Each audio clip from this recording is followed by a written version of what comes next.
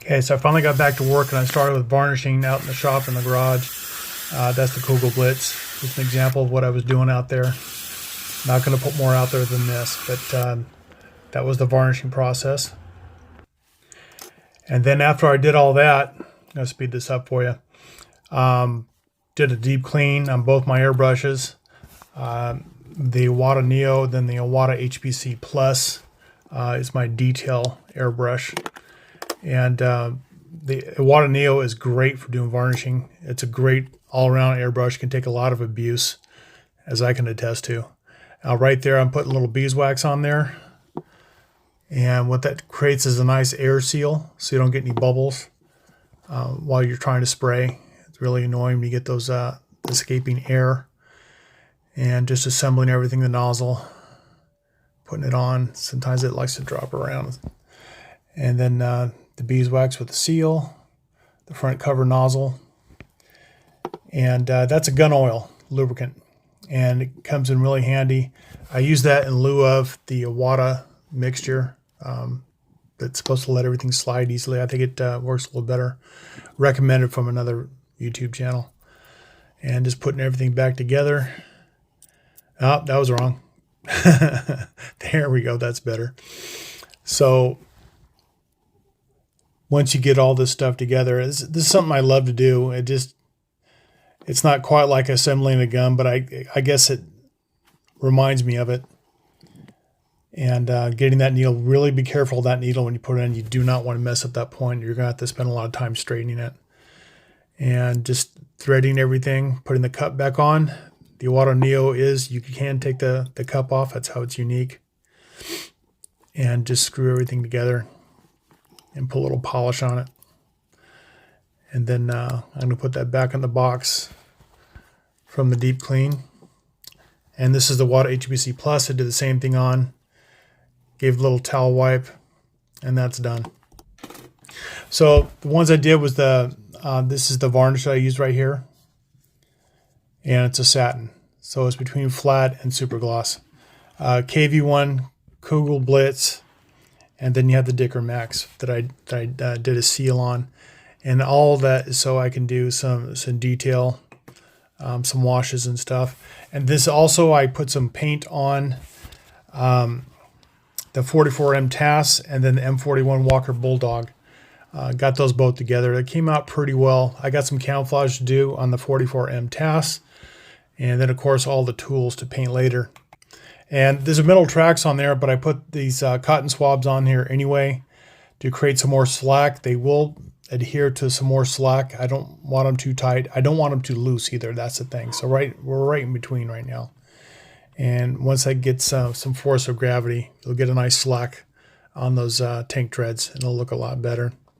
Got to use metal tracks when I can. I really, really love them. And then back to the Dicker Max. I have not assembled it yet because there's a lot of things inside.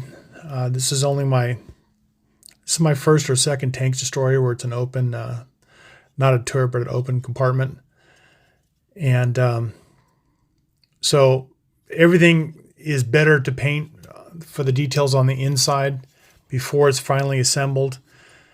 The only thing is everything being painted, your notches and everything that bring it together with the glue. It makes it really challenging. You don't want to, it's going to melt that glue and go all over the place. So I'm going to try to use super glue in that process and then do all the details, the muffler, the jack, and everything that's on there. And then the tow hooks, you see those on the left side there, the tow cables. And just looking forward to getting all those details. I wish I could show that engine, but it's not going to show once you glue it. So I'm just not going to bother. It's a shame. It's a nice looking engine. And then the grenade rack in the back. It's going to be a nice detail when I get that done and then pin washed.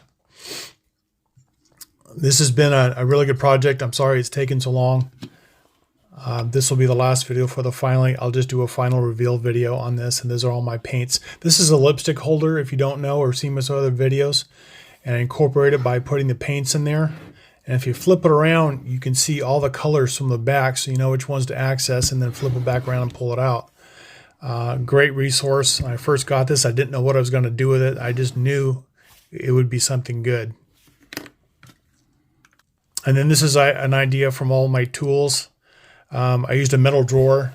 The case for the metal drawer was bent on shipment when I bought something on eBay, but I saved the drawers because they were pristine. And this is a couple of years back. And this is my old tool holder with the bigger holes. Didn't suit my purposes. And I took the front handle off from this drawer, and then the back tension bar there. Took that out. And then you put, these are test tube holders. And this is 12 millimeter holes. So it's bigger. And then the one to the, when I pan out, you'll see it on the right side is a 10 millimeter, there it is right there, the right hand side, the 10 millimeter holes. So it's on the right 10 millimeter, on the left 12 millimeter. And since you have different size tools, I found a spot for everything, and it really worked out well.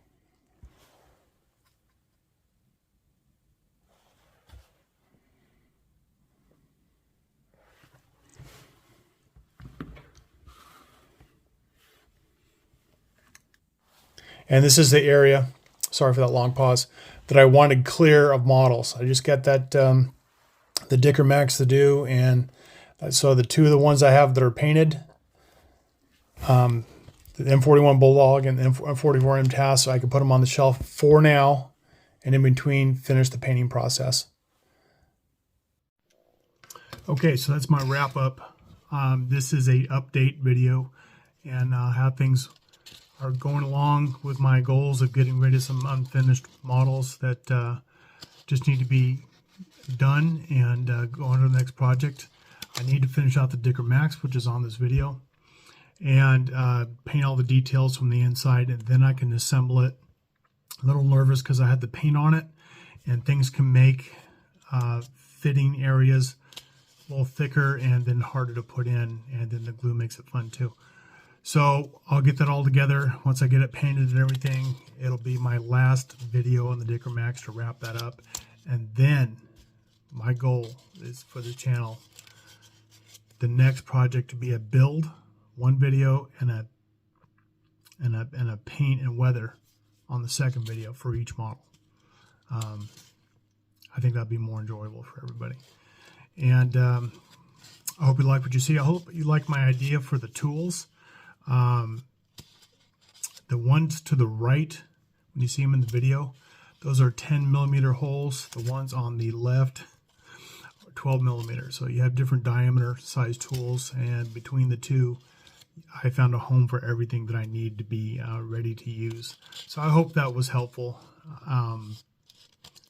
Test tube containers, look them up on eBay, and it's a really, it came together pretty well. I like the way it fit on my bench, and I hope you like it too.